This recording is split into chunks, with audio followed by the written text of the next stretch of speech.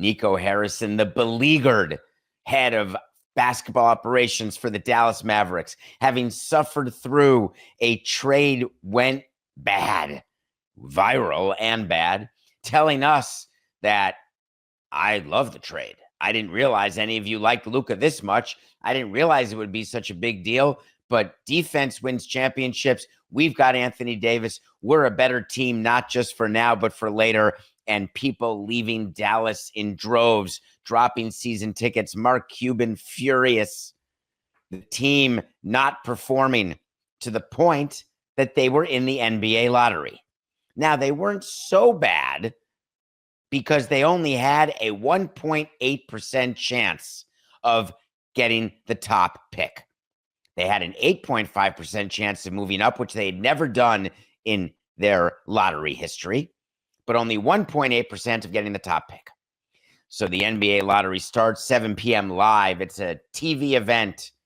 There's no, is it dibbing, Coca? There's no dibbing going on between Mark Tatum and the players, even though they have players there. And there is, why they're there is funny to me. They want to see where they're playing, except only Cooper Flagg knows where he was going to play, wherever the first pick was. Utah, Charlotte, Wizards, 14% chance of their tank working.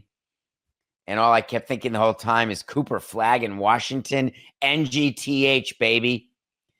If Jordan still owned the Hornets, maybe there's a chance the Hornets would get the first pick, but nah, I don't see that happening. The Jazz, that's possible. The Jazz have been good, never won a title. Utah is a burgeoning sports town.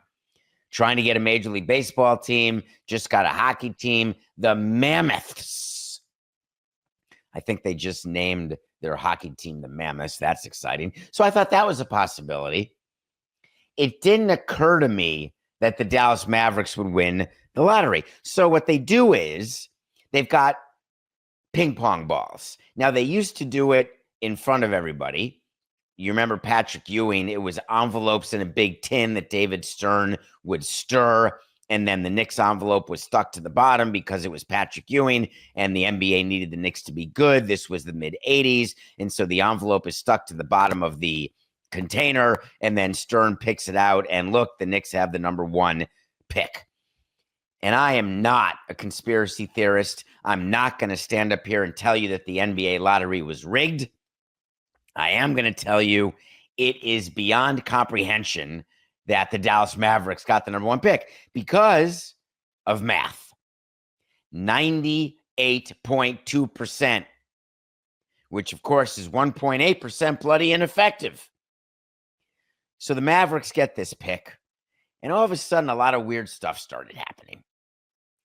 Everything that we were told about the Mavericks ends up being a little different than what we were told about the Mavericks.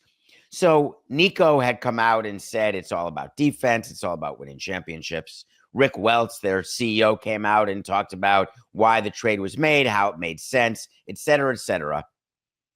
But then when interviewed after winning the lottery, he actually said it just feels like a reversal of fortune, like of epic proportions to us. Now, the reversal of fortune, is he referring to fans being all excited and sponsors and season ticket holders wanting to get back in to watch Colonel Flagg play? Now, he is an 18-year-old who can play on both sides of the ball. He's long. He can shoot. He can move without the ball. He can dribble. He can rebound. He can block shots. He can pass. He can play defense. I'm not exactly sure what skill he doesn't have. Putting him with Kyrie Irving and Anthony Davis, it certainly makes the Mavericks better. The opportunity to trade the first pick is there if they want to maybe see if they can get Giannis, which they're not going to trade Cooper Flagg. You would not trade Cooper Flagg for a 30-year-old Giannis. It just does not make sense from a franchise standpoint, given where the rookie scale is versus where Giannis is. None of that just makes sense. But it's funny how something that was bad, which you pretended was good, then becomes bad, so you can have a frame of reference. A frame of reference to show your fan base that now it's good. The games that we play, it really is something. The other thing that is fascinating about the lottery is what could have been for the Miami Heat. You see, the Miami Heat would have had the Dallas Mavericks pick if the Miami Heat had not made the playoffs. And the play-in tournament doesn't count. So the Miami Heat had to win 2 games on the road, in Chicago, in Atlanta, in order to get swept by Cleveland, who's now down 3-1 to Indiana.